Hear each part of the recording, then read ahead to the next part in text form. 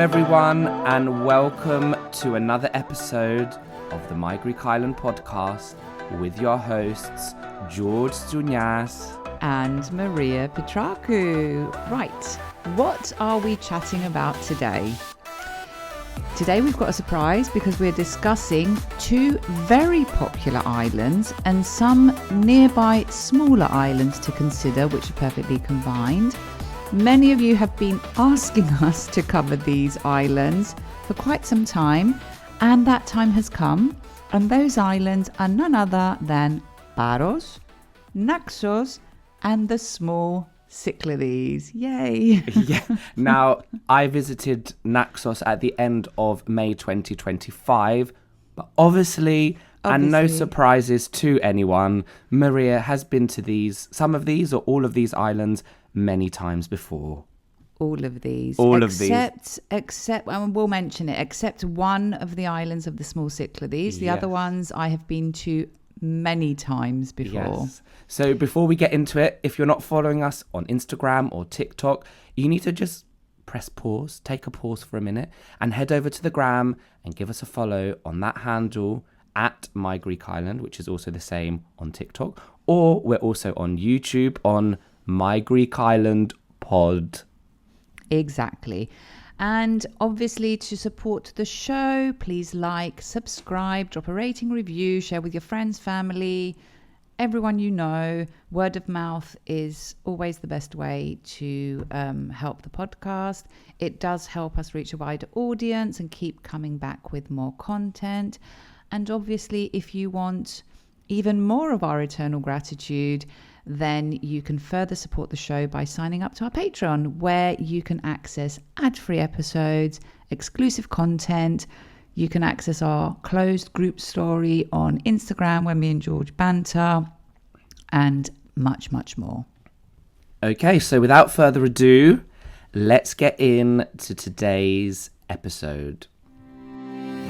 Hello, and welcome to another episode of the My Greek Island podcast, dedicated to take you, the wanderlust, on a journey through Greece. There are 227 inhabited Greek islands.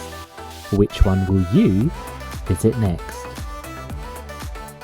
My Greek Island, with your hosts George and Maria.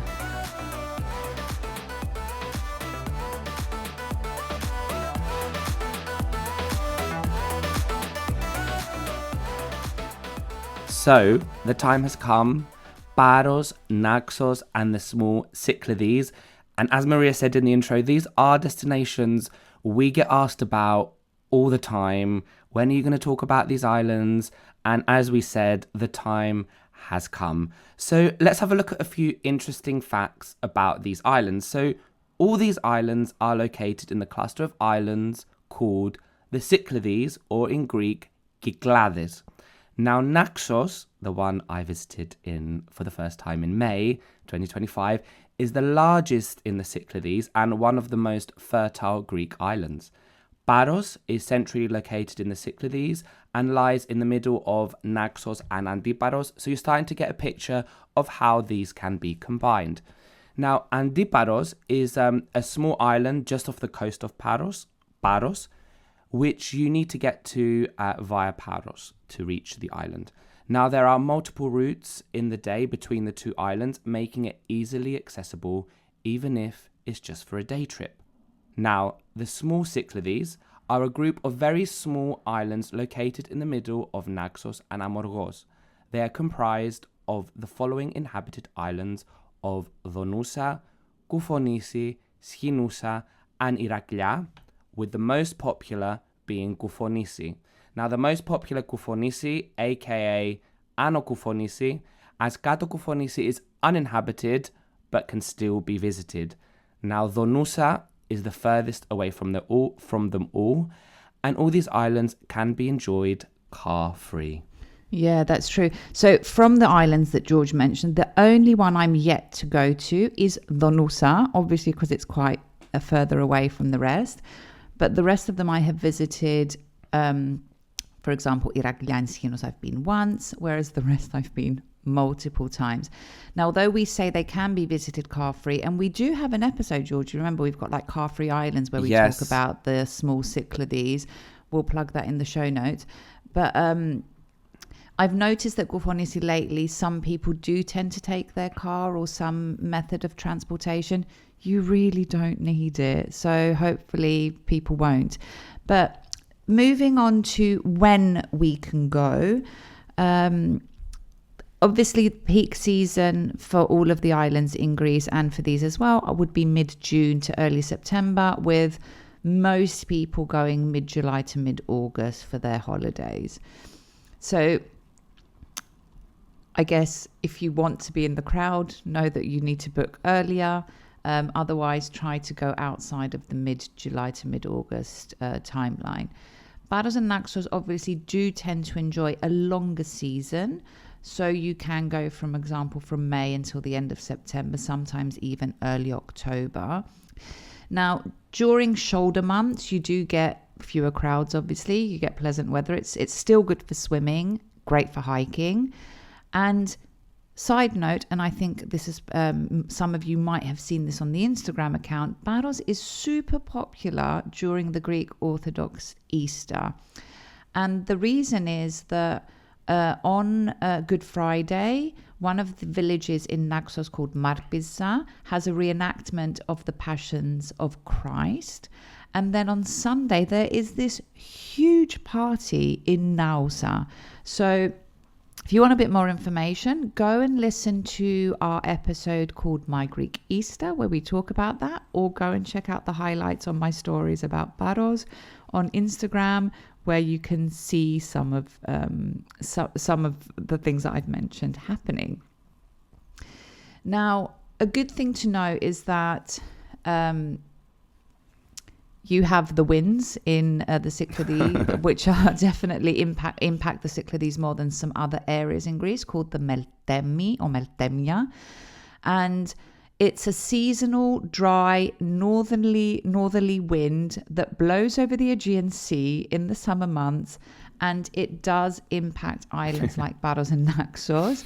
And sometimes it potentially impacts ferry schedules, or it makes that ferry ride a bit challenging. Especially, I think there's a specific point between Paros and Naxos where it's like quite open sea, and it can be painful.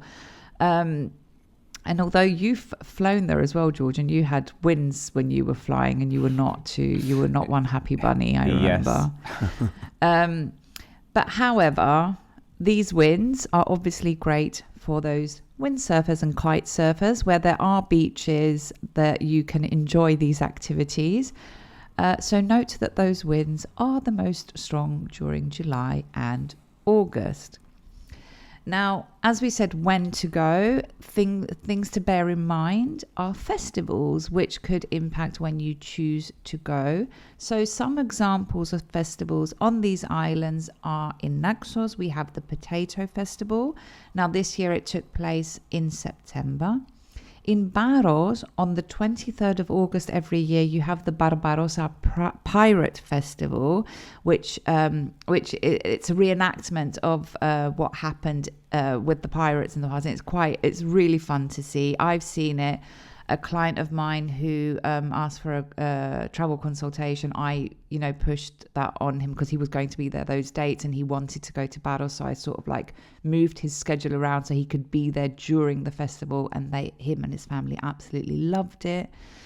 In Goufonissi on the 15th of August, you can take little boats from Ano Goufonissi to Gado Goufonissi to visit the Chapel of the Virgin Mary.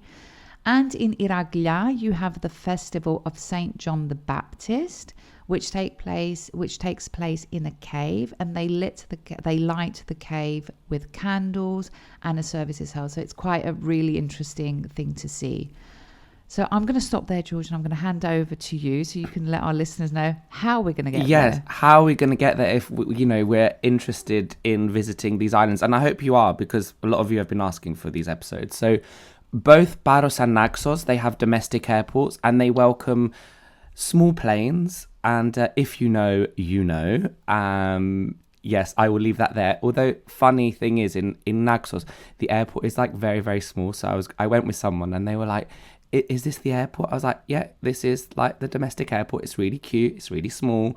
And yeah, it's really near the town. So was it smaller than Astypalaia? I've never flown to Naxos. I've flown to Paros. Yes, it was. It was literally like the baggage area where they, where they bring out your baggage. They literally just like push it into the room. And there is like a little sort of, it's like a wooden type, like whatever you call it, like thing that the luggage comes out of.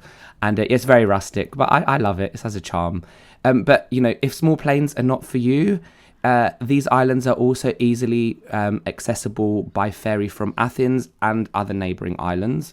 Now, Paros has two ports. We have Aegean, which is the main port, and also the port of Bunda, not to be confused with a beach of the same name. And Bunda connects to the island of Antiparos, which we talked about briefly. Now, between Paros and Naxos, ferries around 20 minutes on a fast ferry, and there's several a day, depending on the time of year. Now, to go to the small Cyclades, there's ferries connecting to Athens, but there is a local line called Express Skopelitis, which connects Naxos and Amorgos to Donousa, Skinusa, Iraklea, and Koufonissia. Yeah, and just a side note, in 2025, in the summer of 2025, for some reason, I'm not sure why, there were some issues with some routes from Athens to Iraklea specifically, and they cancelled one of the routes. So many people had to resort to Express Skopelitis. And one thing to note is that Express Skopelitis standard, it always runs. So do bear that in mind if you're thinking of going there. Like the easiest way to combine the small Cyclades would probably be with Naxos or Amorgos, where you have the option of Express Skopelitis to do the route, especially if you want to add in Iraklea. So just bear that in mind. Yes. And additionally, just touching on about how to get there, you might be thinking, I want to fly, and Athens is not my vibe, which, it should be your vibe. But these islands, there are additionally some nearby islands which have international airports, I think mainly connecting to Europe. And you pass through the islands of Mykonos and Santorini, which offer international flights, and then you connect there. So you can arrive onto the islands and then ferry off. Exactly. So looking at how long we're going to go and what kind of combinations we could potentially be looking at, although we've alluded to a few already, I personally think that the minimum amount of days you should spend in Paros or Naxos should be 4 days on each. I think that's a perfect amount of time to get the vibe, although obviously you could stay longer. I mean, I've stayed nearly 2 weeks in Paros once and I still had a lot of fun. But I would also recommend the same for the small Cyclades, although there you will enjoy more slow days, more beach time, while in Paros and Naxos there are also other activities to do. So if we were to look at combinations, Paros and Naxos, perfectly combined, supernatural pairing, easy transit. There's so many offerings of ways to get like routes between the two islands. You could have those two or one of those two and combine both or one with the small Cyclades. But especially Naxos, the small Cyclades, is easily combined since the route of Express Skopelitis starts from Naxos. You could combine Paros and Antiparos. I've done that twice, and it's such a perfect combination. And you could, for example, use Paros as a base and do day trips to Antiparos. You could stay on both, or you could do what I did one year: stay in Antiparos and have Antiparos as a base, and go to Paros for the day. So that's quite an easy thing because there's constant routes between the two islands. And you can have you can take your transportation with you. So it's super easy. It's literally 10 minutes between the islands. And then you could combine all of the islands that we've mentioned with some more famous islands and busier islands, like, for example, Mykonos and Santorini. And then the last one is Amorgos, which is perfectly combined with the small Cyclades and Naxos or Paros. And we have an episode on Amorgos. Again, we'll leave it in the show notes in case that is of interest and you would like to combine it. So, to wrap it all up, some potential itinerary suggestions which could maximize your time is number one, you could combine the destinations of Athens, Paros, and Santorini, and possibly also get cheekily Antiparos in there. Now, for this route, you could use the international airports of Athens and or Santorini, etc. So, like, there's many ways that you could do it. And to help you out, I have prepared an itinerary covering these destinations, which is available to purchase on the website. If you're just interested in Paros, again, I got you covered. There's an itinerary to purchase on the website there as well. And this way, you can see lots of places, some more touristic than others, and you can take advantage of international and domestic airports where needed. And then a few other ideas. You could do Athens, Paros, Naxos, small Cyclades, a very rounded itinerary. Or you could do something which is a bit more off the beaten track, like, for example, Athens, then go to Naxos, the small Cyclades, from the small Cyclades continue to Amorgos, and then from Amorgos, possibly go to Astypalaia, because there's a really good connection there. So obviously there's multiple combinations. If you want some ideas, get in touch. That's the reason why I've added the travel consultations to the website. And, you know, even if you don't want a full-blown itinerary, you could just use the Pick My Brain service, which is available, where you could get some ideas for potential itineraries like we've just mentioned. Indeed. There's so much information there. I definitely think travel consultations, people, with your very own Greek island guru. Now, who are these islands for? Paros is very stylish. There is nightlife, so if you like a bit of nightlife, and beaches, although it can also offer a balance and a more authentic experience. Naxos, travelers who enjoy nature, hiking, tranquility, mountains. It's also very good for families because of the calm beaches and shallow waters. And the small Cyclades, no surprise, you can escape the crowds, go off-grid, which really sounds like my sort of vibe, enjoy a more relaxed pace, and it's also good for couples, solo travellers, and small groups, who don't need hotels or parties. Yeah. And in terms of kind of getting around, Naxos and Paros, you probably need some form of transportation. We took a car in Naxos and it really, really helped us out. So a car is probably the easiest way to explore the island, whilst on the small Cyclades, you can go transport free. Yeah, exactly. One of the things I personally really enjoyed about the small Cyclades is that whether you're alone or like in a small crowd, everyone, you sort of like see the same people, so you kind of like mix and mingle, so it's really good for socializing, but without it being in your face kind of thing. Like, I don't know how to explain it otherwise, but you meet lots of people because everyone's in the same vibe, everyone's chilled, it's kind of slow tourism. And you know, you socialize a lot, everyone's just really chilled. So I think as a solo traveler, it's a great place to go because you get to meet people as well in a very relaxed vibe. So that's another thing to bear in mind. Anyway, having a quick look at where to stay. So in Paros, the most popular places to stay are in number one, Naxos, which is the most popular place to stay, where that's where most of the nightlife is. You've got a lively harbour, you've got great dining options, the charming alleyways, and everything is within walking distance. Obviously, that does come with the downside of that there's a lot of nightlife. So if you're a light sleeper, like George, you need to stay somewhere which is a bit away from the bars and the clubs.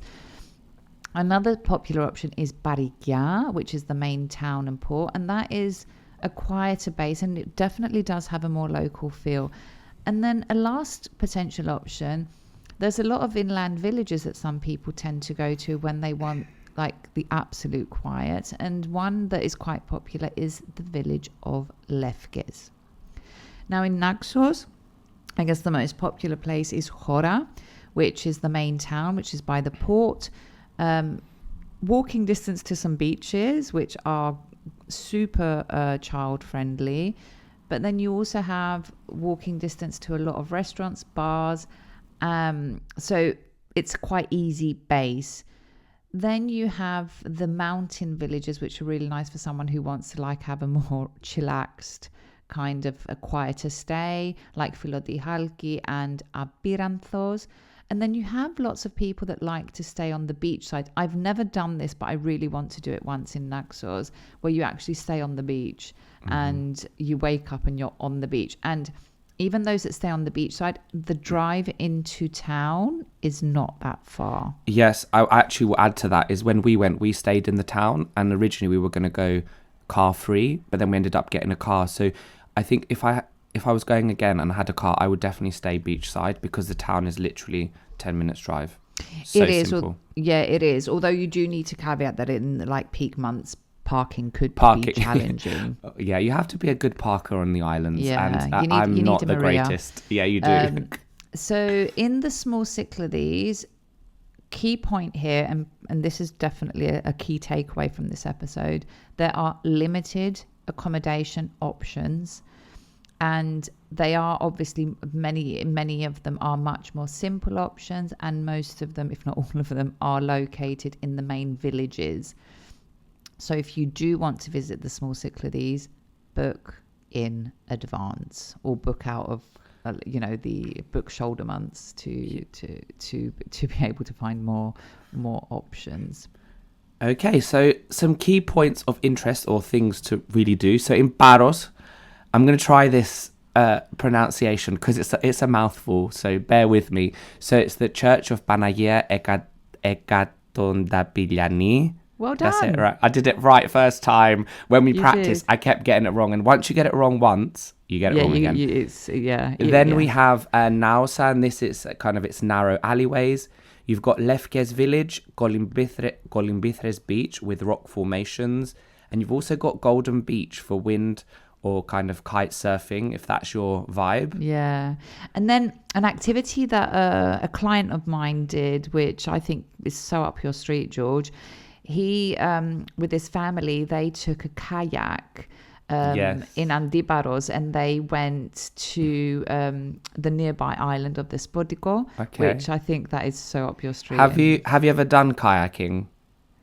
Have I done kayaking? Probably a no, others you'd remember. No. Okay, you can do like there's a 2-person kayak, and I feel it'd be quite interesting to see how we do, like if we go in a straight line or if we go around in circles, because you have to be really coordinated. So that would be quite funny. I used to do dragon boats in Cyprus. Okay. So what's that? It's those ones that you see in the River Thames where they're sort of like where there's lots of people. It's like a very long kayak. Oh, okay. Yeah, I know what you mean. Yeah. So hopefully we won't be going around in circles. I'll channel that era of my life. Yes. Then we have Naxos. So the beaches. Oh. Plaga, Agios Prokopios, which has to be my it's up there in the top 5 beaches I've ever been to, and this one is also perfect for families. Do you know what I find about Naxos? That I think people don't the beaches are so underestimated and they're not spoken about enough. And then you get there and you're like, oh my God, this is such an amazing beach. Yeah. Sold. And the sunsets on those beaches, oh my God. Yes. If you like sunsets, make sure you need to consult us on what islands have some of the best sunsets, because actually some islands we've been to do not have sunsets, and I'll leave you with that thought and thinking what that is. But I mean, everywhere has a sunset, but like where you can really see it, like falling into the sea. So Naxos also has an abundance of mountain villages. There's the ancient temple of Apollo, amazing, and you also have local farms. Now, in the small Cyclades, you've got those secluded beach, you've got your bays, hiking we've talked about, and some sea caves. Yes. So before we wrap up, let's chat a bit about the local produce. So in Paros, you can find wine. And the wine that you can find red and white. The red is Mandilaria. I think that's how it's pronounced. Apologies if I butchered it and I put the stress in the wrong place. And you have Monemvasia as a white. you have cheese, olive oil, and in Paros or Antiparos, a great dish to try is called ghouna, which is effectively a salted dried fish. In Paros, we alluded to the festival, the potato festival. The potatoes, oh my God, they're so yummy. And the cheese. How can you go to Naxos and not? I spoke to two people this year that didn't. They were like, "Oh, I went to Naxos. It was this. It was that." I was like, "What did you think of the cheese?" I'm like, "We didn't try the cheese." So I'm like, "Well, you didn't consult with My Greek Island because we would have told you." Do you remember on our live when Amalia said she's going to Naxos and she said, "What should I eat?" And I was like, "The cheese." Cheese. And it was like a reflex. Yeah. They also make great honey in Naxos, and then. In the small Cyclades, you have thyme. Is it thyme or thyme? Thyme. Thyme honey, which in Greek would be thymarisio, and cheeses. Again, you have great cheeses. So, I guess key takeaway: Paros, make sure you try wine, and ghouna, Naxos, potatoes and cheese. Small Cyclades, cheese and honey. So enjoy. Enjoy. I mean, Bon appetit. Bon appetit, or kalli όρεξη in Greek. Yeah. Well, I mean, I think that comes to the end of this episode that you've all longed after. So I hope you're listening and got to the end. But before we go, as we do with every episode, we are learning a Greek word or a phrase. Now, for this episode, I think we're gonna, obviously we're biased on the My Greek Island podcast, but the colours of the Aegean are simply unique. So the phrase for today is, the colours of the Aegean are unique, which in Greek would be, τα χρώματα του Αιγαίου είναι μοναδικά. Which, I can do it one more time. Τα χρώματα του Αιγαίου είναι μοναδικά. The colours of the Aegean are unique. And one more time for Maria. Τα χρώματα του Αιγαίου είναι μοναδικά. Amazing. Is that a wrap? That's a wrap. Wow. Okay, everyone. Thank you for listening. We hope you enjoyed this episode and that you're finally getting the episode that you wanted. We will try and build more on these destinations, obviously. This was just like a part one, I guess. But until then, thanks for listening and we will see you on the next episode. Until then, γεια σας. Γεια σας. Right, my Greek Islanders, this comes to the end of another episode of this podcast. Now you know the drill. If you like this episode, share it to share the love with the My Greek Island community, where everyone is welcome. And don't forget to follow, like, subscribe, and all that jazz. And maybe give us a little rating from wherever you're listening to us from, so you are notified every time a new episode drops. And if you have any suggestions or requests, get in touch. And for those of you visiting Greece, don't forget to tag @MyGreekIsland on Instagram for a future feature. Until then, see you later, or as they say in Greek, Ta leme.